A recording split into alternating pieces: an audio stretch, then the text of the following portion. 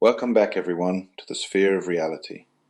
I'm Toye Oyelese, and today we're diving into something a little tricky, a little subtle, what it really means when we say two people connect. See, last time we talked about expanding your sphere, the way having more surface area ups your odds of bumping into new experiences, new people. But what's actually going on at that boundary when you do bump into somebody else?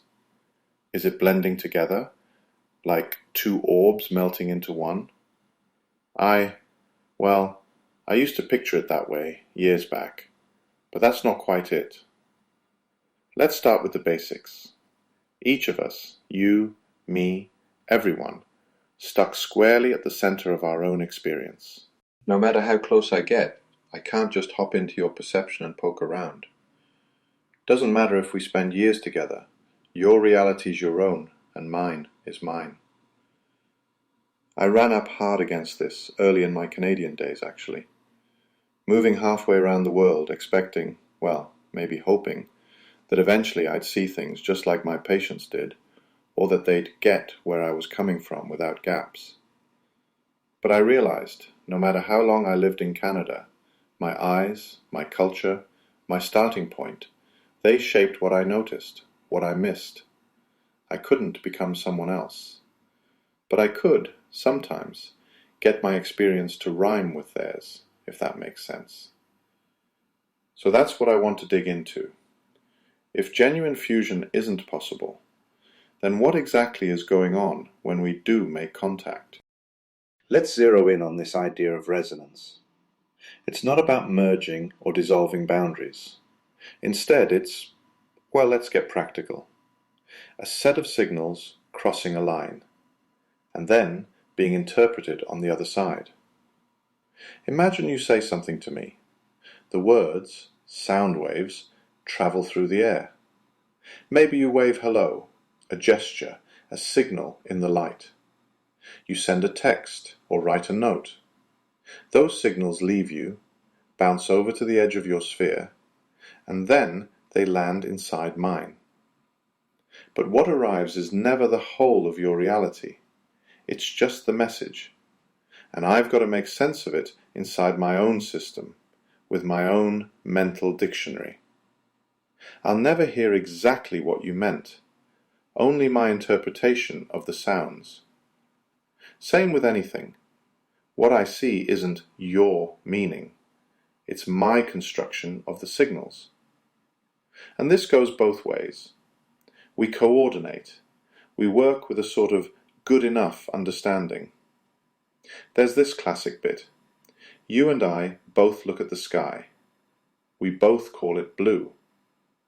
Now, are we seeing the same blue? I mean, we assume so. We don't argue about it, and we move on. But can I really step back and check if your blue is the same as mine? I can't. Neither can you. My blue is forever filtered through my machinery, yours through yours. Mutual agreement. That's useful. It helps us cooperate. But it's not proof of sameness. So where does this leave us? Well, if true, complete sharing isn't possible. If we're always interpreting, never directly receiving, are we just stuck with misunderstandings? Not at all. This to me is the heart of things. Sure, perfect one-to-one understanding is a fantasy, but close enough to build something together, that's both possible and powerful. Day to day, that's how we function. Think about your workplace, your home, even sitting in a clinic with me, or heck, explaining a diagnosis that I still triple check before I say it. What we're relying on is that our mutual signals are close enough for the job at hand. But here's the catch. Assuming we've got it can lead us astray. I've seen it dozens of times. Just the other month, I had a patient who nodded along as I explained a care plan, seemed to understand everything. But when he came back, it was clear he'd misunderstood a step. Not because of lack of effort or smarts, but because our signals, my words, his interpretations, didn't match as closely as we both assumed. That's the gap resonance can leave. So what do we do about it? Well, recognizing our limits clarifies things. It helps me ask, how did that land for you, rather than assuming. It invites real curiosity, a willingness to check and recheck, not just move on autopilot. Communication isn't about getting it right once. It's an ongoing tuning process, more jazz than symphony.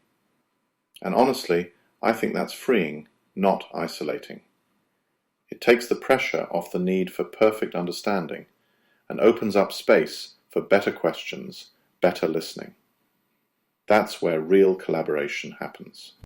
So, next time you're trying to connect, try asking yourself, am I checking for resonance or just assuming we're on the same page? Because that single step, asking, checking, being open to the slight misalignments, can make contact a lot more meaningful.